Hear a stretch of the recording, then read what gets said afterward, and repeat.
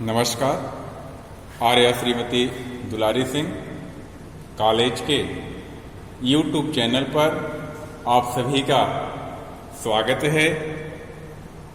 आज हम आपको बीएड सेकेंड सेमेस्टर विषय बाल्यावस्था एवं किशोरावस्था विकास के अंतर्गत टॉपिक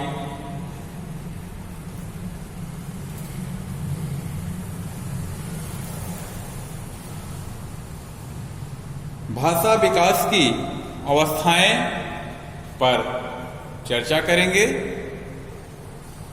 जैसा कि आप सभी लोग यह जानते हैं कि पिछले वीडियो में हमने आपसे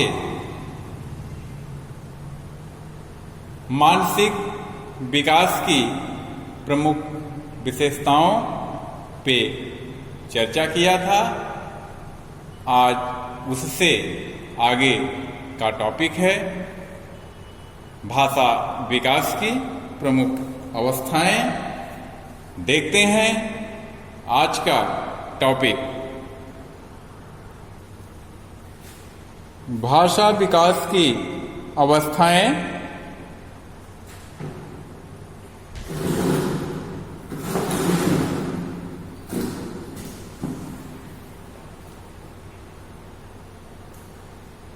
भाषा विकास के प्रक्रम को दो चरणों में स्पष्ट किया जा सकता है। दो चरणों में इसको स्पष्ट कर सकते हैं।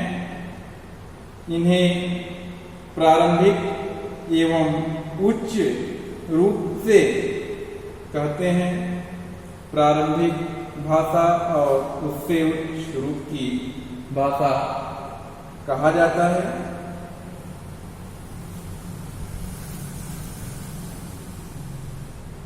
तालिका में भाषा विकास संबंधी कुछ महत्वपूर्ण विवरण प्रस्तुत होते हैं, दिखाए जाते हैं, जो कि विकास के प्रारंभिक रूप होते हैं। बच्चों में शब्दों के स्पष्ट उच्चारण तथा उनके महत्व को समझने की योग्यता के प्रदर्शित होने के पहले उनमें कुछ ऐसे व्यवहार देखने को मिलते हैं जिन्हें भाषा विकास का प्रारंभिक रूप माना जाता है। इनमें क्रंदन, विस्फोटक ध्वनियां एवं बलबलाना और हाव भाव प्रमुख हैं।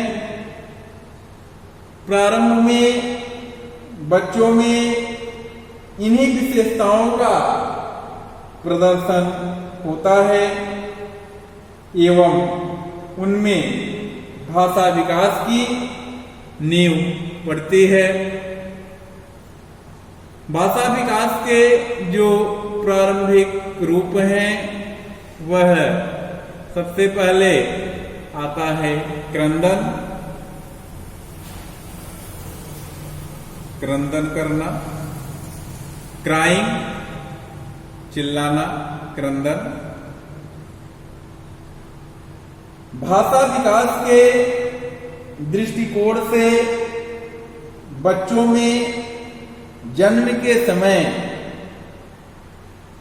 तथा उसके बाद भी रोने वाला व्यवहार क्रंदन काफी महत्वपूर्ण है। जन्मोपरांत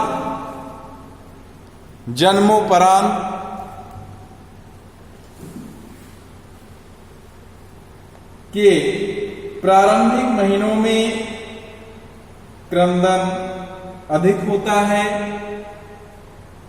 जब बच्चा जन्म लेता है तो प्रारंभिक कुछ समय ऐसा होता है कि जिसमें क्रंदन बच्चे अधिक करते हैं।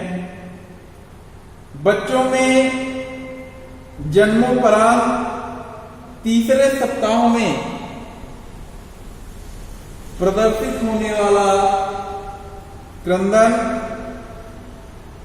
व्यवहार प्रथम सप्ताह के क्रंदन से भिन्न मालूम होने लगता है। इसके बाद आयु बढ़ने के साथ साथ क्रंदन के स्वरूप में अंतर आने लगता है और क्रंदन के साथ हाव भाव तथा शारीरिक गतियां भी प्रदर्शित होने लगती हैं। बच्चों में संप्रेषण का यह एक प्रारंभिक रूप है। बच्चों में क्रंदन यानी रोने के व्यवहार अनेक कारणों से उत्पन्न हो सकता है।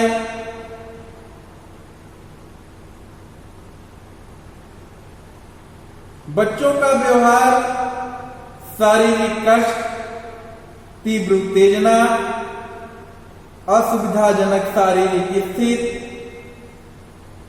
निद्रा व्यवधान, थकान, गति में बाधा, खेल सामग्री को हटाने से, भय से एवं अन्य व्यक्तियों से संपर्क समाप्त होने के कारण यह प्रदर्शित होता है। लगभग तीसरे माह के पूरा होने के पहले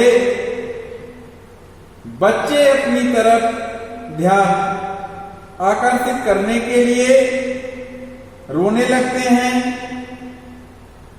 विभिन्न कारणों से उत्पन्न क्रंदन की तीव्रता में अंतर भी होता है। इस प्रकार से बच्चों का ये क्राइम जो क्रंदन होता है वह जन्म के बाद लगभग 3 महीने तक बहुत तीव्र होता है। जैसे जैसे बच्चे बड़े होते हैं उनमें ये क्रंदन फिर शिथिल पड़ने लगता है, कम होने लगता है। दूसरा जो रूप है वह है विस्फोटक ध्वनियां। विस्फोटक ध्वनियां क्या है? यह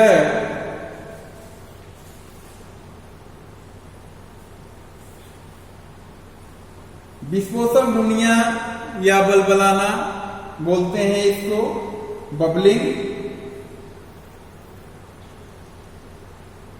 एक्सप्लोसिव साउंड्स एंड बबलिंग कहा जाता है।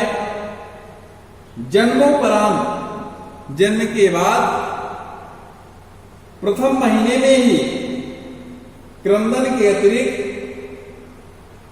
बच्चों में अनेक प्रकार की साधारण ध्वनियां उत्पन्न होने लगती हैं। ब्लाइंड की अवधि में प्रमुख होने वाली ध्वनियों के रिकॉर्ड करके इस निष्कर्ष पर पहुंचे हैं कि प्रारंभ में बच्चे मां के साथ आ, दा के साथ आ, चा इत्यादि ध्वनियां अधिक उत्पन्न करते हैं। बाद में इन्हीं से अनेक शब्दों का निर्माण प्रारंभ होता है। प्रायः 3-4 महीने की आयु में बच्चे आ, अह, ई, उ इत्यादि ध्वनियां उच्चारित करते हैं। यदि ध्यान से सुना जाए तो उनकी ध्वनियां बहुत रोचक लगती हैं। इन्हें ही विस्फोटक ध्वनियां कहते हैं। इनकी उत्पत्ति स्वर प्रणाली में संयोगवश होने वाली गतियों के कारण होती है। बहरे बच्चों में भी इस प्रकार की ध्वनियां प्राप्त होती है। उपयुक्त ध्वनियां अ, ई, ऊ अधिगम से प्रभावित नहीं होती हैं। इस प्रकार धीरे धीरे ध्वनियों की संख्या बढ़ती है और बच्चों में बाड़ी विकास की प्रक्रिया प्रारंभ होती है। बच्चे 3-4 महीने में इच्छा अनुसार बोलना प्रारंभ करते हैं एवं 6वें माह तक वे स्वर तथा व्यंजनों को मिलाकर कुछ कहने की योग्यता प्रदर्शित करने लगते हैं। इसे ही बलबलाने की अवस्था कहते हैं, जिसमें बच्चे स्वर व्यायाम करते हैं, परंतु वे इसका अर्थ समझने में असमर्थ होते हैं। बलबलाने की अवस्था 3रे महीने से 8वें महीने तक मानी जाती है। इसमें बच्चों को स्वयं के द्वारा उच्चारित ध्वनियों को सुनने में बहुत आनंद आता है। जब वे अकेले होते हैं तो ऐसा व्यवहार प्रायः करते हैं। सामान्य बच्चों में बलबलाना अधिक एवं गूंगे बच्चों में कम प्रदर्शित होता है। इस अवस्था में बच्चे प्रायः ऐसी ध्वनियां करते हैं जो उन्हें ज्यादा अच्छी लगती है। इस प्रकार वे आत्म अनुकरण सेल्फ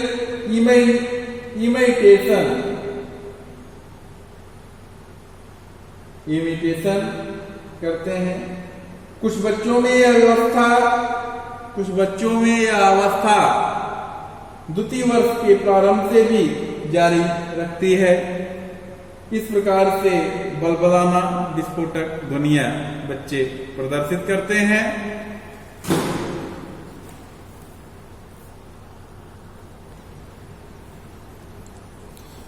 और ये ध्वनियां 8वें माह तक मानी जाती हैं। दूसरे वर्ष से प्रारंभ होकर 8वें माह तक होती हैं लगभग। फिर आता है नेक्स्ट हाव भाव।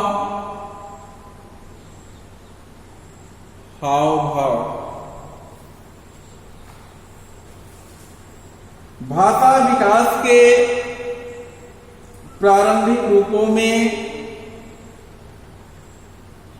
हाव भाव का विशेष स्थान है, विशेष महत्व है। बच्चे शीघ्र ही हाव भाव करना सीख लेते हैं और उनके माध्यम से दूसरों को अपने विचारों से अवगत कराना चाहते हैं। उदाहरण के लिए यदि उन्हें भूख नहीं है तो वे दूध पिलाते समय सिर टेढ़ा कर लेते हैं, मुंह में से चम्मच बाहर कर देते हैं, पिलाया हुआ दूध बाहर कर देते हैं, खिलाते समय मुंह फेर लेते हैं या मुस्कुराकर अपना हाथ ऊपर उठाते हैं ताकि उन्हें उठा लिया जाए। स्नान के समय भागते हैं, अकड़ते हैं, आगे पीछे भागते हैं। इस प्रकार का प्रतिरोध व्यक्त करते हैं। बच्चों के हाव भाव तथा वयस्कों के हाव भाव में केवल यह अंतर होता है कि बच्चे शब्दों का उपयोग नहीं कर पाते और वयस्क अपने विचारों को व्यक्त करने के लिए शब्दों का उपयोग करने के साथ साथ इन्हें पूरक संकेतों के रूप में प्रयुक्त करते हैं। क्रंदन की भांति हाव भाव का भी संप्रेषण में महत्वपूर्ण योगदान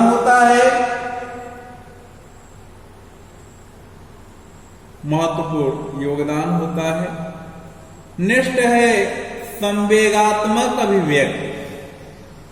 संवेगात्मक अभिव्यक्ति क्या है? यह बच्चों में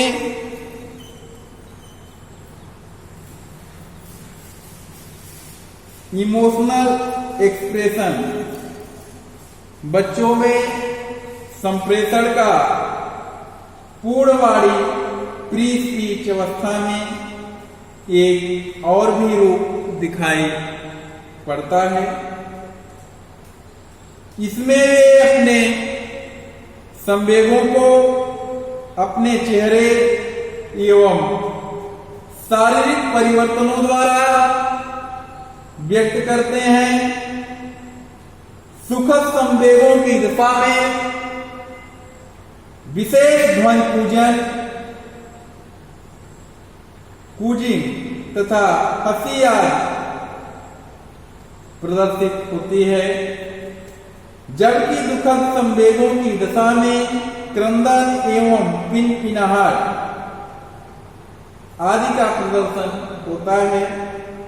संवेगात्मक अभिव्यक्ति जो कि माता पिता द्वारा की जाती है, उससे भी बच्चों को संवेगात्मक भावों को समझने तथा संप्रेषण करने में सहायता मिलती है। बच्चों में वाक क्षमता आ जाने के बाद में संवेगात्मक अभिव्यक्ति संप्रेषण के एक प्रभावी रूप में जारी रहती है। इस प्रकार से संवेगात्मक अभिव्यक्त होता है। भाषा प्रदर्शन के जो रूप हैं वो इस प्रकार से हैं। आप देख सकते हैं कि बच्चों की जो उम्र आयु होती है, एक पीरियड, और भाषा के प्रदर्शन का जो रूप है,